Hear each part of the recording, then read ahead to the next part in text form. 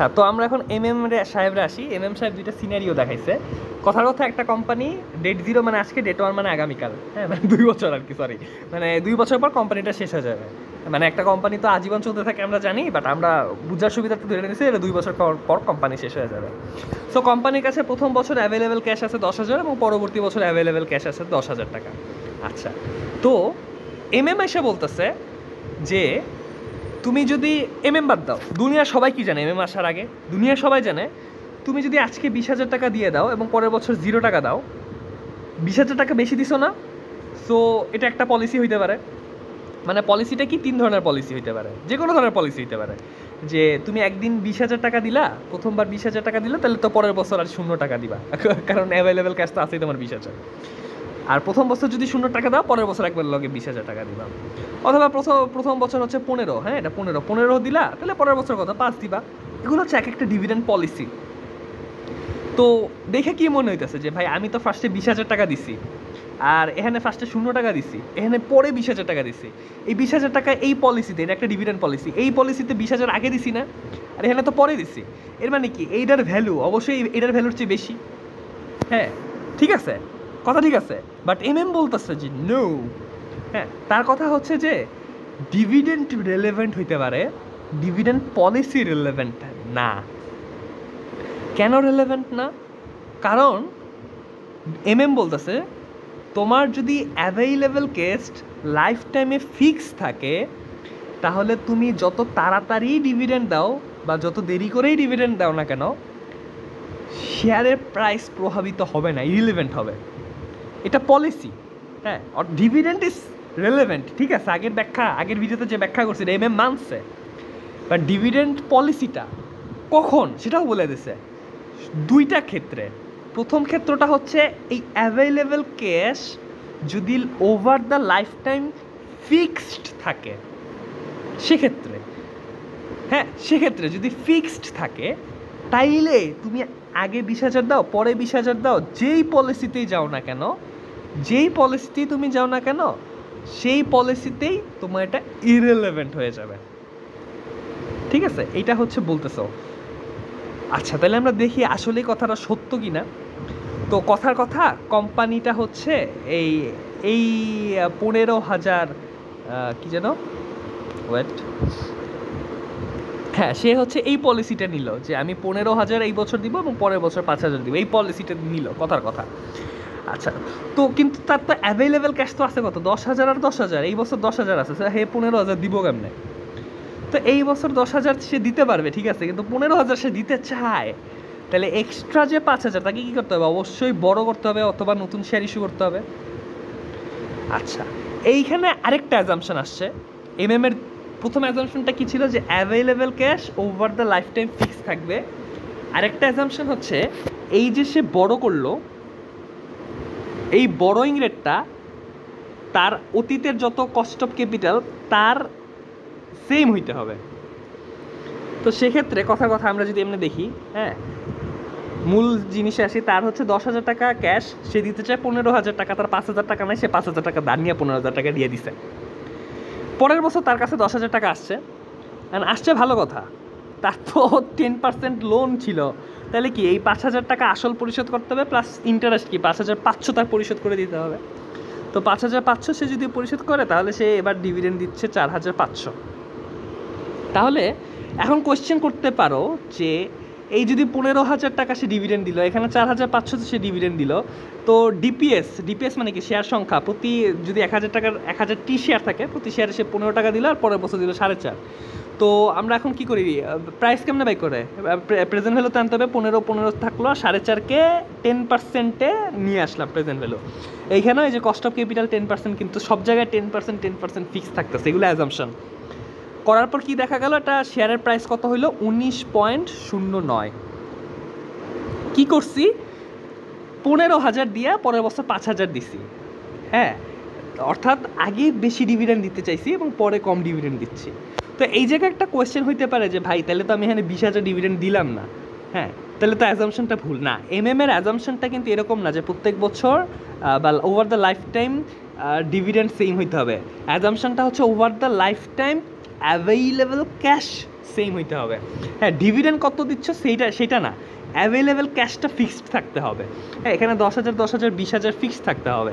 হ্যাঁ, এখানে 15 4.5 দিকে তাকাইলে হবে না, অ্যাভেলেবেল ক্যাশটা প্রত্যেক বছর ফিক্স। প্রত্যেক বছর ফিক্স মানে কি, প্রত্যেক বছর না, over the life time fix. Over the life time fix মানে কি, যে তুমি তোমার কাছে অ্যাভেলেবেল ক্যাশ যদি 20,000 টাকা থাকে, তুমি যে পলিসিতেই যাও না কেন, তোমার ওভার দ্য লাইফ টাইম 20,000ই তুমি ডিভিডেন্ড দিচ্ছ কোনো না কোনোভাবে।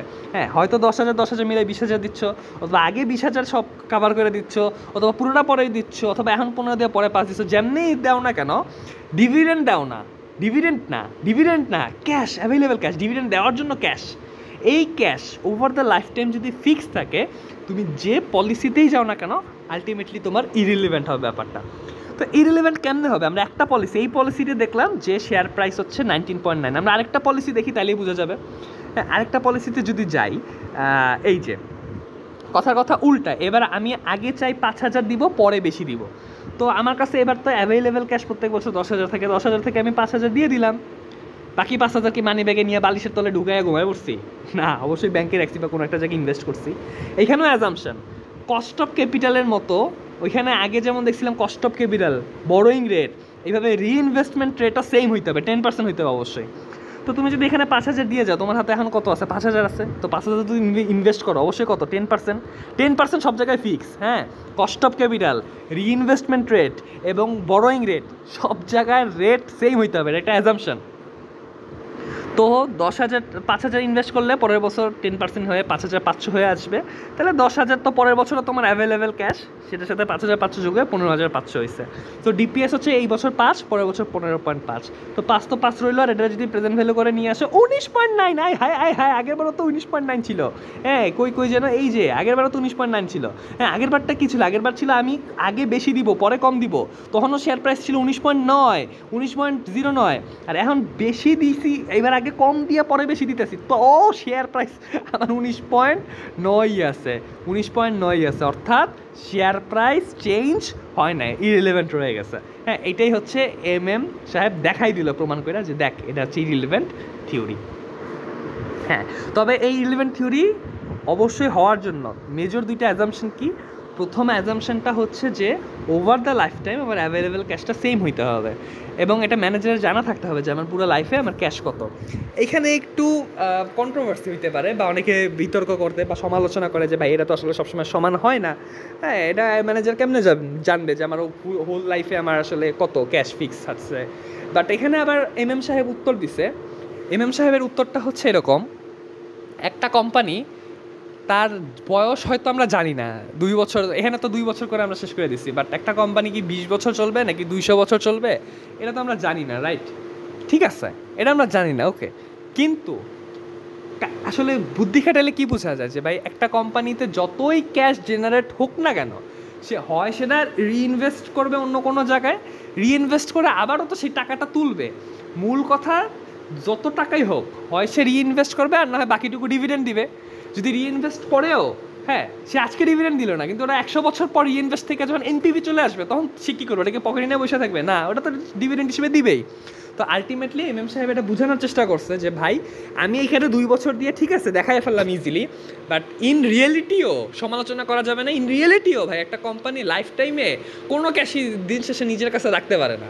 হ্যাঁ, সে ডিভিডেন্ড হিসেবে দিবেই, আর যদি না দিয়ে সে রিইনভেস্ট করতে চায় যে আমি দিব না, আমি ইনভেস্ট করবো, তবুও ইনভেস্ট করলেও কী হবে? 10 বছর ইনভেস্ট করুক, প্যারা নাই, 10 বছর পর যে টাকা না হবে সব খায় ফেলবে, ম্যানেজার তো আর বাসায় নিয়ে যেতে পারবে না, ডিভিডেন্ড দিতে হবে, নাহলে ইনভেস্টমেন্ট করতেই থাকবে আলটিমেটলি, আর ইনভেস্টমেন্ট করতে করতে করতে একসময় ডিভিডেন্ড দিতেই হবে।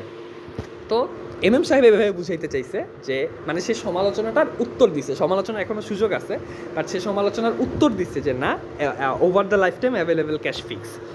আরেকটা হচ্ছে আমরা বলতেছি কি যে ভাই আমার কস্ট অফ ক্যাপিটাল, হ্যাঁ, বড়োয়িং রেট, নতুন শেয়ার ইস্যু করার যে কস্ট অফ ক্যাপিটাল সেটা, প্লাস হচ্ছে যে রিইনভেস্টমেন্ট রেট, সব রেট নাকি সেম হইতে হবে।